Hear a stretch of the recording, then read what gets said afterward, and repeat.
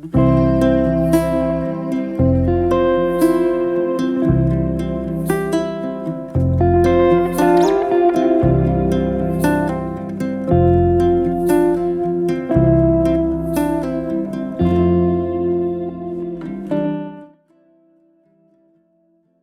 friends, it's Mira and welcome to Learn Engineering. In today's video, we will cover one of the important topics, that is truss. We will discuss all the concepts you need to know about truss, including the design, type of frames, method of joints, method of section, and everything. So please like and subscribe to my channel if you like the video and keep watching till the end.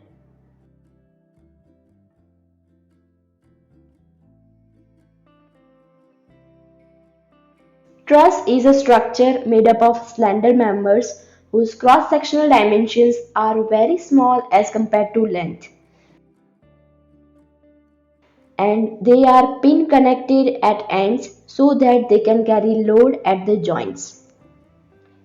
The members can be I-beams, channels or bars which are fastened together by pin connections, which can be anything like large bolts, riveted connections or welding. But why we need trusses? Can't we use the traditional structures made up of concrete or brick, etc.? So, truss is a widely used structure because of numerous advantages. They are incredibly strong, and the space in trusses allows pipes and wires to easily pass through the ceilings, and so trusses are used in buildings and bridges widely.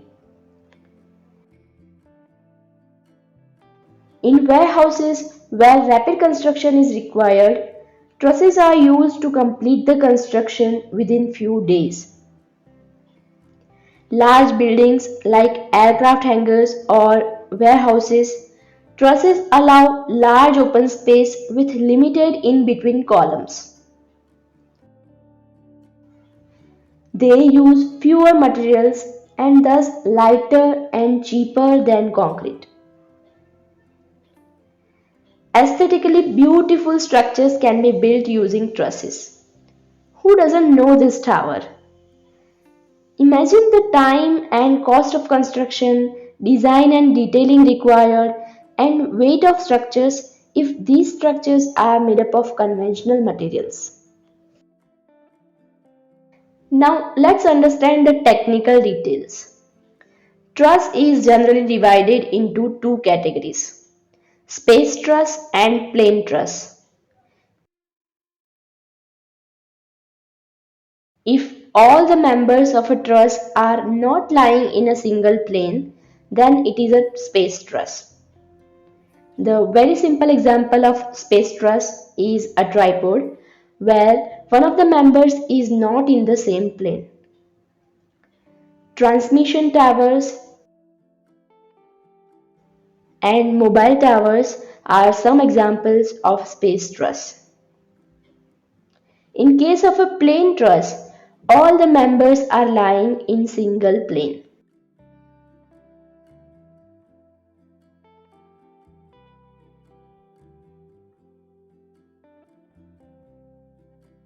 Bridge truss is an example of plain truss where there might be several trusses present, but for one particular truss, all the joints and connecting members lies in same plane. We will see only the concepts of plain truss in this video. Let's first of all see how the load is transferred in case of a plain truss. If these are different components of a bridge, the combined weight of road and vehicles is transferred to the stringers, then to the cross beams, and finally to the upper joints of the two plain trusses. The structures having trusses are designed in such a way that the loads are directly transferred to the joints only and no force is acting on the members.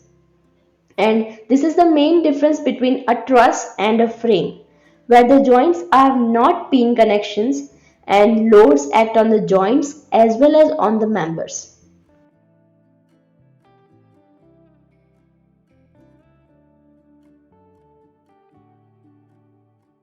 Suppose one end of a bar is secured by a hinge support at point 1.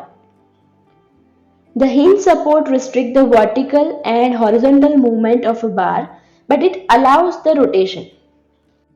Now, if we apply weight W at point 2, what will be the minimum members required to hold the first member in position?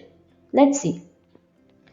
As soon as the weight is applied, the bar will start rotating in clockwise direction.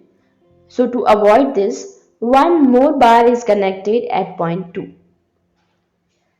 The lower end of this bar at point 3 also need a support, otherwise the whole assembly will start rotating. Generally, for large structures, to allow expansion and contraction due to temperature changes, roller support is provided on one of the ends. Now, this assembly is somewhat stable, except point 3 will move in this direction under loading, as roller support do not restrict horizontal movement. So, to prevent this outward movement, one more horizontal member is necessary. Thus, minimum 3 members are required to make a frame rigid. And so, triangle is the basic element of truss. They are non-collapsible and deformation of the members under loading is negligible. Structures made up of basic triangles are called simple truss. Now, instead of a triangle, if we make a polygon by adding one or more bars, if load is applied at this pin joint, the structure deforms under loading and thus polygon make a non-rigid frame which is not stable. To make this frame stable, one additional diagonal bar should be provided so that when load is applied, the structure do not undergo large deformation. You can observe here, this diagonal bar has formed two triangles. Thus, ultimately, the members of a truss should form the triangular shape to make the frame stable. If we want to extend the structure, two more bars should be added to the frame for each additional joint. In this way, the entire structure will be stable. So, the relationship between number of members M and number of joints J can be achieved by expression M is equals to 2J minus 3. This expression, which seems to appear out of thin air, will be explained later in this video. Now, for initial triangle, minimum number of members and joints are 3 and M increases by 2 for one additional joint. Frames where number of members are exactly equals to 2 into number of joints minus 3. These frames are called perfect frames. So a pin jointed frame which has got just sufficient number of members to resist the load without deformation is called a perfect frame. However, this is not a sufficient condition to make a frame perfect. For example, both of these frames have number of members M is equals to 9 and number of joints J is equals to 6. If we put this data in given expression, it satisfies the condition and so both frames should be perfect frames. But if you observe here, first frame can retain its shape if load is applied at any joint. Second frame remains stable if load is applied at joint 2, 3 or 6. But if load is applied at joint 4, then it will undergo deformation. And so frame 2 is not a perfect frame even if it satisfies the condition M is equals to 2J minus 3.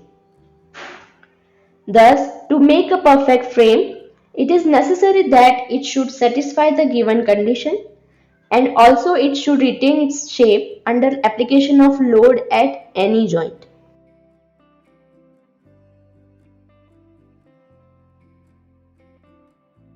If the number of members are less than that required for a perfect frame, it is called a deficient frame. Here m is less than 2j minus 3. When load is applied at certain joints of this kind of frame, it cannot retain its shape and so it is unstable.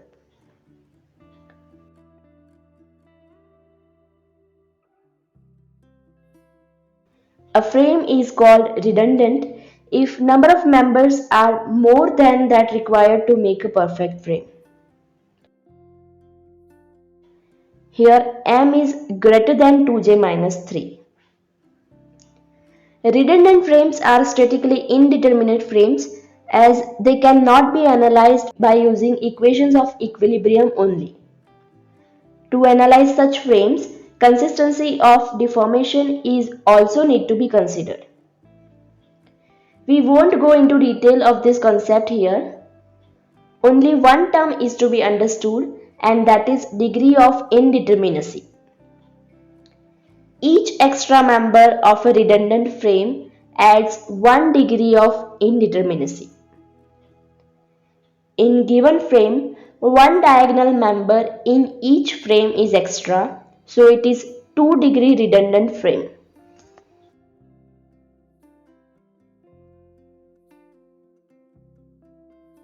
To design a truss, we must first determine the forces acting on members and joints and then select appropriate size and shape to withstand the forces. Thus, force analysis is very important. So for this force analysis of truss, several assumptions are made to simplify calculations. The first assumption made is that the ends of the members are pin connected. In reality, members can be either bolted, welded or riveted together, generally with the help of a gusset plate. But if the center lines of all the members are meeting at a single joint, then we may assume that the connection is a pin connection and analysis assuming this condition gives satisfactory result in practical situation.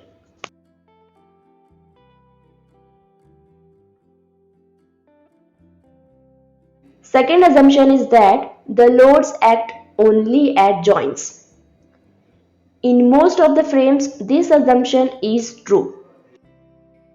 Even if the load is acting on the member, it can be replaced by reaction at joints and bending of member. Reaction at joint is a kind of load acting on joint like any other loads. Bending of member can be prevented by proper size or material selection during design. Third assumption is that the self-weight of members are negligible. This is true in most cases as the self-weight is very small as compared to the loads the members can carry. The last assumption is all the members are two force members. A two force member is in equilibrium under application of two forces only. As there is no force applied on a member of a truss, the member is normally a link between two joints where the actual forces are applied. Thus, external forces are applied at ends of a member, so two reaction forces, one at each end will be developed, and to maintain equilibrium, both of these reactions must be equal, opposite, and along the same line of action for one particular member. There are only two possibilities to fulfill this condition. The member either can be in tension or in compression. Now let's discuss the methods for force analysis. There are two methods available to analyze forces acting on a truss: method of joints and method of section. Let's first of all discuss the method of joints. As the name indicates, This method is used to find forces in the members by considering forces on each individual joints. Here is a very simple truss having 4 joints and 2 supports and one external force of 6 kN acting at joint C. Let's find out all the forces acting by method of joints. The first step in this method is to find out support reactions using equilibrium equations. For this, we consider the free body diagram of the truss as a whole, that is taking only external forces and reactions into account while ignoring the forces acting in members. Here at joint A, two reactions HA and RA are acting, and at joint D, only one reaction in vertical direction RD is acting. Now we have 3 unknown forces and 3 equilibrium conditions. So let's see how to find reactions. To maintain stability of a truss, summation of all the horizontal components should be equals to 0. So HA is 0 as there is no other horizontal force acting. Summation of vertical forces should be 0 and resultant moment should be 0. So if we take moment about A, we get RD, and by putting value in above equation, we get RA. I'll give more detailed explanation of calculations in the upcoming videos. Here just try to understand the general method. Next step is to locate directions of all the forces acting on joints. We discussed that all the members of a truss can either be in tension or in compression. But we are interested in the forces acting on joints. So if a member is in tension, to maintain the stability of structure, the joint will try to resist the expansion of member by applying equal and opposite force on the member. So for a joint, if direction of force is away from the joint, it is tension. And similarly, if direction of force is towards the joint, it is compression. In given problem, no specifications for tensile or compressive forces are given. So we have to assume the directions of forces. Let's assume that all the forces are tensile in nature. Next step is to find magnitude of forces at one of the joints. You can observe here all the joints in a truss develop concurrent force system as forces are meeting at a point. So two equations of equilibrium can be formed at each joint. Now as we have only two equilibrium conditions available, first of all a joint is selected where only two unknown forces are acting. Here as we have already calculated the reactions, at joints A and D there are only two unknown forces. You can select any of these two joints. Let's start with joint A. Drag force RA, that is 3 kN force along y-axis so that tails of all the forces are meeting at center. Force FAB makes 45-degree angle to x-axis. So the components of FAB would be FAB cos 45 along x-axis and FAB sin 45 along y-axis. Now sigma FV is equals to 0. So FAB is equals to minus 4.24 kilonewton and sigma FH is equals to 0. So FAC is equals to 3 kilonewton.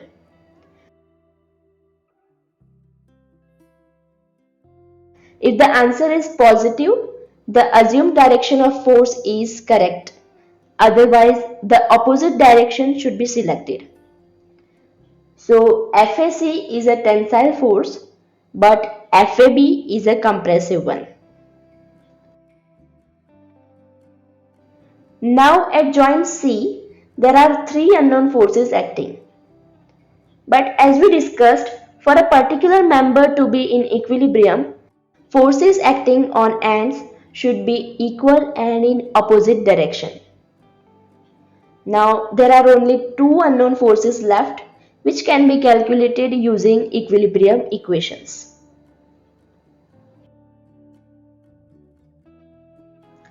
Likewise, analysis of all the joints is done to find out forces in all the members, and that's it. Now in this frame, at joint C, three members are meeting and two of them are collinear. If the external force is not acting on the joint, the force in third member will be zero.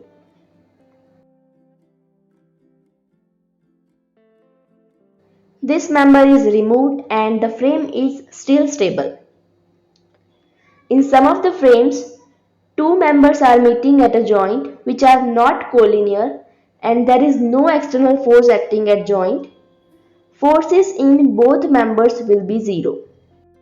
So under certain special conditions, members are provided in a frame but there is no force acting on it, then they are zero force members. These members are sometimes provided in a truss for extra stability or as a precaution to the sudden loading in future. It may be noted that if the number of joints are j and as there are two equations of equilibrium available at each joint, total 2j number of equations can be formed. Unknown forces in a truss are support reactions and also the force acting in each member. So total unknown forces are 3 reactions plus m members is equals to n plus 3. A problem can have unique solution if number of unknown forces and number of equilibrium equations available are same. So the frame is called perfect if m plus 3 is equals to 2j or m is equals to 2j minus 3. In method of section, equilibrium of only a portion of truss is considered by cutting it with some imaginary section. Let's take the same truss for analysis.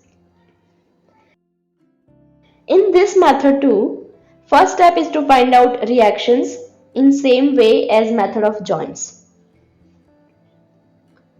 Next step is to cut the truss into two separate parts by section line.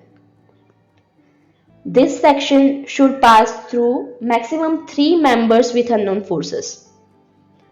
So the section line may pass through these members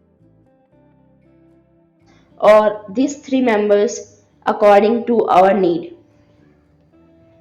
As the section line cut the frame into two separate parts, forces acting on any one of these two parts are determined using equilibrium equations. Here, all three forces are not meeting at a single point. So, it is a non-concurrent force system. So, we have to take moment into account too. And so, three equilibrium equations will be available for three unknown forces. That is why it is essential that the section line must not pass through more than three unknown forces. We can consider any of the two parts and apply equilibrium conditions. Let's select left part. First condition is sigma m is equals to 0. But how to select the joint about which the moment is taken? So there are three unknown forces.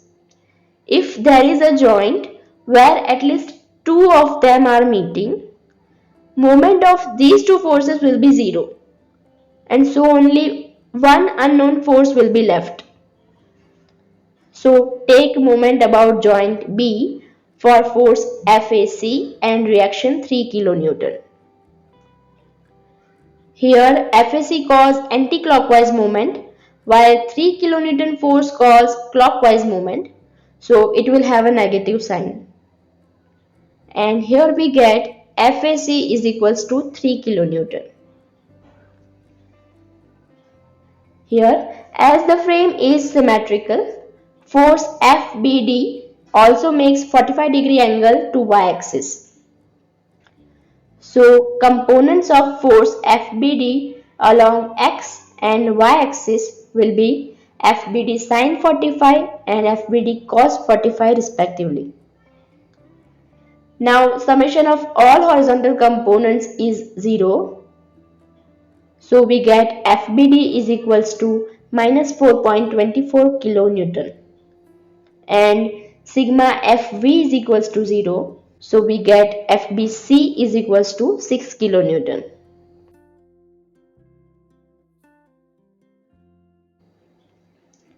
Both methods give same result, but under certain situations, method of section is preferred over the method of joints. Like in case of large trusses, if forces in only few members are required, method of section gives quick results. Also, sometimes method of joints fail to proceed with analysis for not getting a joint with only two unknown forces. Method of section is useful.